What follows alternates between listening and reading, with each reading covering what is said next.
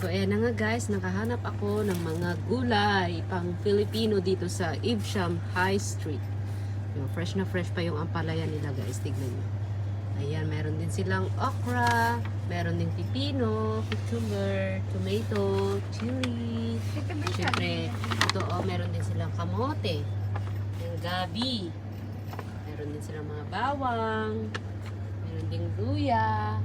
So ito guys, so yung Arabic store dito sa High Street, UK.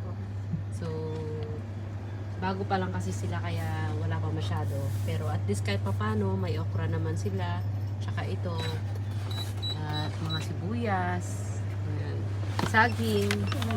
Oh, masarap yan natin. Masarap tong ganitong saging guys, yung ganitong klaseng saging. Meron din silang mint leaves. 2 for 1?